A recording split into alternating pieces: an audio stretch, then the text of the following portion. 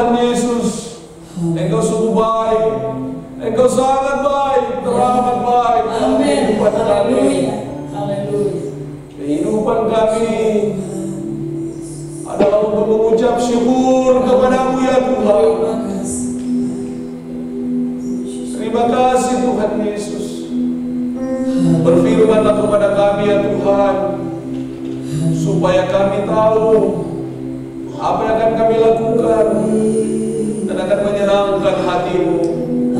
Dalam nama Tuhan Yesus hamba sudah berdoa dan siap memberitakan kebenaran firman Tuhan. Haleluya. Amin. Puji nama Tuhan, silakan duduk. Mari kita baca firman Tuhan yang terdapat di dalam Roma pasal yang pertama.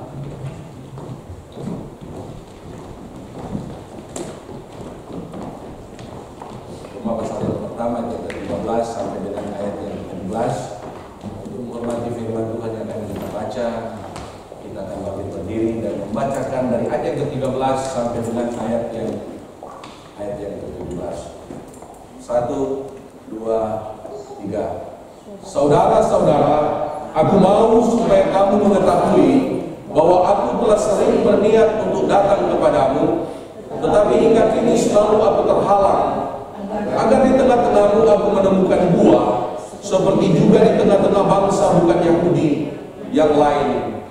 Aku berhutang baik kepada orang Yunani maupun kepada orang bukan Yunani, baik kepada orang terpelajar maupun kepada orang tidak terpelajar.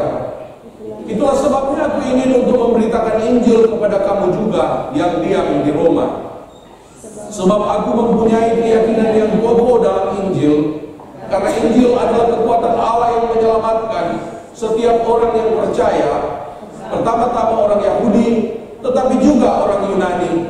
Sebab di dalamnya nyata kebenaran Allah yang bertolak dari iman dan memimpin kepada iman, seperti ada tertulis, orang benar akan hidup oleh iman. Puji nama Tuhan, silakan duduk. Tema pada minggu ini adalah Injil yang diberitakan.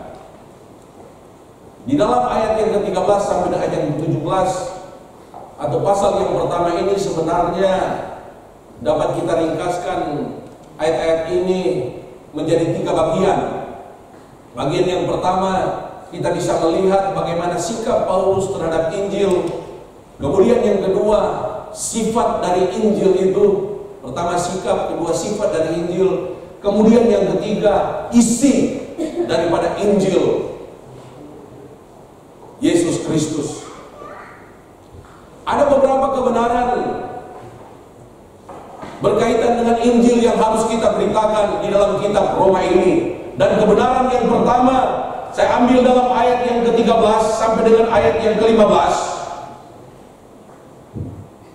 di mana Rasul Paulus berkata, saudara-saudara, aku mau supaya kamu mengetahui bahwa aku telah sering berniat untuk datang kepadamu, tetapi hingga kini selalu aku terhalang, agar di tengah-tengahmu aku menemukan buah, seperti juga di tengah-tengah bangsa bukan Yahudi yang lain. Aku berhutang baik kepada orang Yunani maupun kepada orang bukan Yunani, baik kepada orang terpelajar maupun kepada orang tidak terpelajar. Itulah sebabnya aku ingin untuk memberitakan Injil kepada kamu juga yang diam di Roma. Dari ketiga ayat ini saya mendapatkan satu kebenaran, bahwa kita harus memiliki semangat dan usaha yang sungguh-sungguh di dalam kita memberitakan Injil. Amin. Kita baca bersama-sama ya. Kita harus. 1, 2, 3. Kita harus memiliki semangat dan usaha yang sungguh-sungguh di dalam memberitakan Injil. Amin. Haleluya. Contohnya Paulus yang berusaha untuk memberitakan Injil di benua Eropa. Kalau saudara membaca dalam kitab Kisah Para Rasul pasal yang ke-16 ayat yang ke-10, kita bisa membaca juga dari ayat-ayat sebelumnya bagaimana Rasul Paulus ketika dia akan memberitakan Injil di benua Asia, kemudian Roh Kudus menghalangi dia, sehingga ketika pada malam hari dia akan tidur, dia sementara tidur dia melihat ada seorang yang memanggil-manggilnya. Dan orang yang memanggilnya ini adalah salah seorang warga Makedonia. Salah seorang warga Makedonia, dan Makedonia ini adalah salah satu daerah di benua Eropa. Dan ketika Rasul Paulus melihat ada orang yang memanggil-manggil, maka firman Tuhan berkata dia mencari kesempatan untuk berangkat ke Makedonia. Kemudian kalau kita membaca dalam ayat-ayat selanjutnya, akhirnya keesokan harinya mereka naik kapal dan mereka sampai ke Makedonia. Dan kota yang pertama di mana mereka sampai adalah kota Filipi. Dan setelah sampai di kota Filipi, mereka menyusuri pantai dan mereka menemukan satu tempat ibadah orang Yahudi, sebuah sinagog. Dan di dalamnya ada orang-orang Yahudi yang sementara beribadah kepada Allah Israel. Dan Rasul Paulus memberitakan Injil kepada mereka, dan akhirnya mereka percaya kepada Tuhan Yesus. Yang pertama-tama percaya kepada Tuhan Yesus adalah seorang yang bernama Lydia, seorang wanita pengusaha kain Tiatira. Dan dia percaya, kemudian yang lain juga ikut percaya. Kita tahu kisahnya, ada orang yang suka bertenung, seorang wanita petenung percaya kepada Yesus melalui pemberitaan Injil dari Paulus. Kemudian kepala penjara di Filipi percaya kepada Yesus melalui Injil yang diberitakan oleh Rasul Paulus. Semua ini dapat terjadi karena Rasul Paulus memiliki semangat yang luar biasa. Dia memiliki usaha yang sungguh-sungguh dalam memenangkan jiwa. Bahkan kalau kita membaca dalam 1 Korintus pasal yang ke-16, dia berkata, memberitakan Injil itu adalah keharusan bagiku. Bahkan celakalah aku jika aku tidak memberitakan Injil. Dan kepada jemaat-jemaat yang ada di kota Galatia, dia berkata, pelayanan amanat agung, pelayanan penginjilan, itulah yang sungguh-sungguh kuusahakan melakukannya dalam kehidupan Rasul Paulus. Kita juga bisa melihat dalam kehidupan Yesus, bagaimana Yesus begitu bersemangat di dalam memberitakan Injil. Tidak bisa kita ragukan, Yesus adalah pribadi yang paling semangat, paling sungguh-sungguh di dalam melakukan sesuatu. Bahkan kita tahu ceritanya hanya untuk bertemu dengan seorang wanita yang terhilang, ya, yang kemungkinan dia sudah tahu wanita itu akan datang setiap tengah hari, karena dia dikucilkan, karena kehidupannya yang hancur. Dia sudah tidak bisa mungkin berada di tengah-tengah orang banyak. Dia dicemooh. Dan firman Tuhan berkata, Yesus sengaja melanggar aturan, dalam tanda petik, ya. Harusnya orang Israel tidak boleh melewati kota Samaria, tetapi Yesus, dia sengaja langgar itu karena apa? Karena dia ingin bertemu dengan seorang wanita Samaria yang kita tahu ceritanya dalam Yohanes pasal yang keempat. Akhirnya dia diselamatkan, kemudian dia menjadi penginjil di kota Samaria, dan dia memenangkan satu desa di Samaria. Yesus adalah pribadi yang sungguh-sungguh di dalam melakukan sesuatu. Dia pribadi yang sungguh-sungguh di dalam melakukan apa yang menjadi prioritas di dalam kehidupannya. Demikian juga dengan saya dan saudara. Kita juga harus memiliki semangat di dalam memberitakan Injil. Dalam Lukas pasal yang ke-6 ayat yang ke-17, ini menceritakan bagaimana semangat daripada Yesus untuk melayani. Dikatakan bahwa ia turun dengan mereka dan berhenti pada suatu tempat yang datar. Di situ berkumpul sejumlah besar dari murid-muridnya dan banyak orang lain yang datang dari seluruh Yudea dan dari Yerusalem dan dari daerah pantai Tirus dan Sidon. Mereka datang untuk mendengarkan dia dan untuk disembuhkan dari penyakit. Juga mereka yang dirasuk oleh roh jahat beroleh kesembuhan. Dan semua orang banyak itu berusaha menjamah dia karena ada kuasa yang keluar daripadanya, dan semua orang itu disembuhkannya. Kalau kita membaca dalam kitab Injil, Yesus itu sepertinya tidak ada waktu lagi untuk bersantai. Yang ada dalam pikirannya bagaimana dia mau memenangkan jiwa-jiwa yang datang kepadanya. Bahkan bukan hanya datang kepadanya, dia datang kepada mereka yang hidup di dalam kegelapan. Kalau kita membaca di dalam Matius pasal yang keempat ayat yang ke-12, dalam Matius pasal yang keempat ayat yang ke-12, di sini Matius mencatat pelayanan Yesus kepada bangsa-bangsa lain yang ada di sekitar Israel. Di dalam ayat yang ke-13 dikatakan ia meninggalkan Nazaret dan diam di Kapernaum, di tepi danau di daerah Zebulon dan Naftali, supaya genaplah firman yang disampaikan oleh Nabi Yesaya. Tanah Zebulon dan tanah Naftali, jalan ke laut, daerah seberang sungai Yordan, Galilea, wilayah bangsa-bangsa lain, bangsa yang diam dalam kegelapan telah melihat terang yang besar, dan bagi mereka yang diam di negeri yang dinaungi maut telah terbit terang. Dan dalam ayat yang ke-24 sampai yang ke-25, ketika Yesus melayani di tengah-tengah bangsa-bangsa ini, maka dikatakan, maka tersiarlah berita tentang dia di seluruh Syria. Syria itu di luar Israel. Dan dibawalah kepadanya semua orang yang buruk keadaannya, yang menderita pelbagai penyakit dan sengsara, yang kerasukan, yang sakit ayan dan yang lumpuh. Lalu Yesus menyembuhkan mereka. Ayat 25. Maka orang banyak berbondong-bondong mengikuti dia. Mereka datang dari Galilea dan dari Dekapolis, dari Yerusalem dan dari Yudea dan dari seberang Yordan. Luar biasa pelayanan daripada Tuhan Yesus. Orang-orang yang berada di bangsa-bangsa yang di sekitar Israel, bangsa Tirus, bangsa Sidon, bangsa Syria atau bangsa Aram, mereka yang tinggal di daerah Yordania, bangsa Amon, mereka datang kepada Yesus. Dikatakan mereka membawa orang-orang yang sakit, orang-orang yang kerasukan setan, dan Yesus tidak menolak mereka. Yesus memberitakan Injil kepada mereka, sehingga saya perkirakan orang-orang yang mengikuti Yesus ketika dia memberi mereka makan 5.000 orang laki-laki, belum termasuk anak-anak dan perempuan, itu kebanyakan mereka adalah orang-orang dari bangsa-bangsa ini. Dan ini sudah dinubuatkan oleh Nabi Yesaya bahwa Yesus akan tinggal, Yesus akan melayani, dia akan menjadi berkat, dia akan menjadi terang bagi bangsa-bangsa yang tinggal di dalam kegelapan. Kita tahu ceritanya, bangsa Israel itu tidak mau bergaul dengan bangsa lain.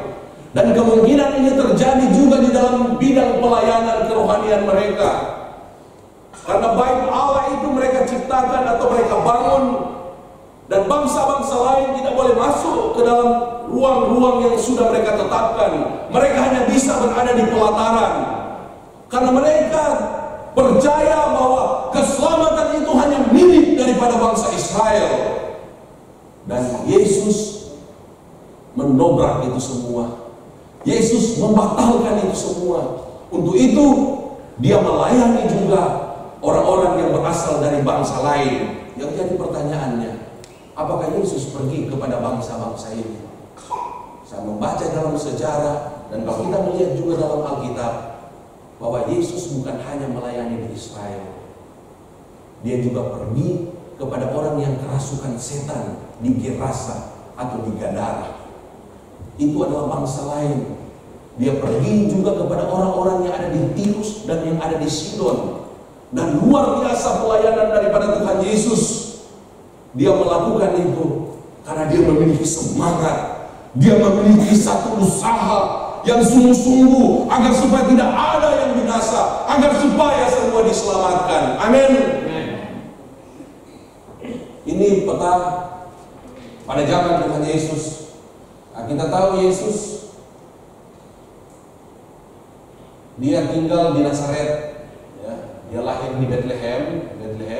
Kemudian Herodes akan membunuh anak-anak 2 tahun ke bawah, kemudian dia diungsikan ke Mesir.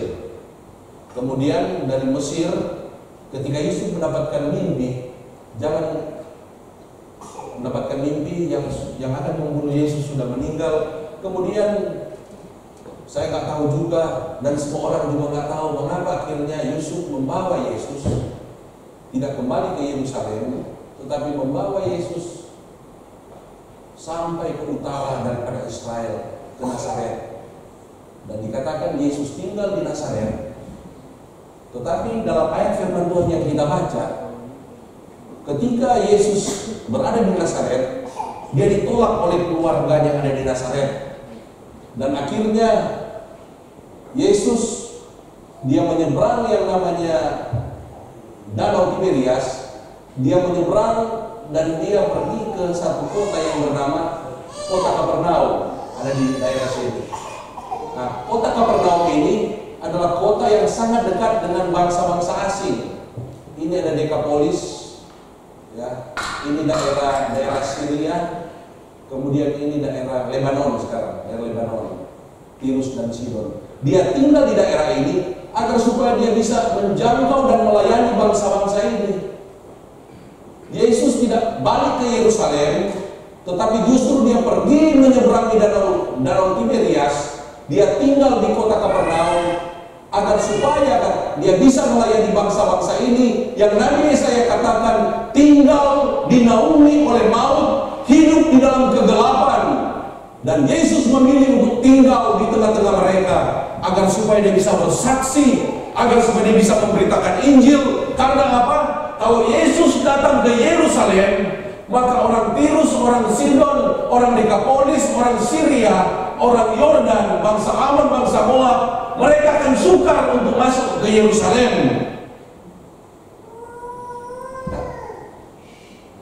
Mereka akan takut untuk masuk ke Yerusalem karena mereka harus ditahirkan, mereka harus menjadi orang bangsa lain yang memeluk agama Yudaisme, agama Yahudi, baru mereka bisa masuk ke Yerusalem. Dan Yesus tidak memilih jalan populer. Dia tidak memilih keramaian. Dia tidak memilih untuk mendapatkan pengakuan daripada orang-orang yang berhasil. Karena kita tahu Yerusalem pada zaman Yesus adalah kota yang modern, kota yang diberkati. Tetapi dia memilih untuk pergi ke daerah yang sepi, di mana yang tinggal di situ roh jahat. Saudara ingatkan waktu dia menyeberang, katanya waktu dia turun dari perahu, tiba-tiba datang orang yang kerasukan setan, orang Gerasa atau orang dari daerah Gadara yang kerasukan legion 6.000 setan. Dan di daerah itu Nabi Yesaya mengatakan memang bangsa-bangsa itu tinggal di dalam kegelapan, bangsa-bangsa itu hidup di bawah maut, sehingga di daerah itu ada banyak orang yang kerasukan setan, banyak orang yang sakit, orang yang lumpuh. Sehingga ada yang mengatakan mujizat yang paling banyak dilakukan oleh Tuhan Yesus sebenarnya bukan dia lakukan di daerah Yudea, Galilea, tetapi dia lakukan di daerah-daerah ini. Ada yang mencatat mungkin sekitar 63 kali. Karena Yesus mengasihi mereka yang diam di dalam kegelapan. Israel saat ini, kalau yang ini kan yang zaman Tuhan Yesus. Saat ini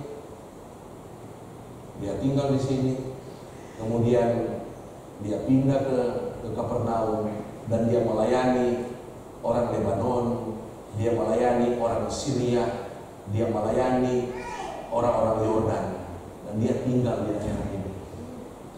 Luar biasa. Saya nggak tahu apakah saudara tambah kagum kepada Yesus atau tidak. Tetapi dalam hati saya sampai meneteskan air mata. Karena itulah Tuhan kita. Dia tidak mementingkan dirinya sendiri.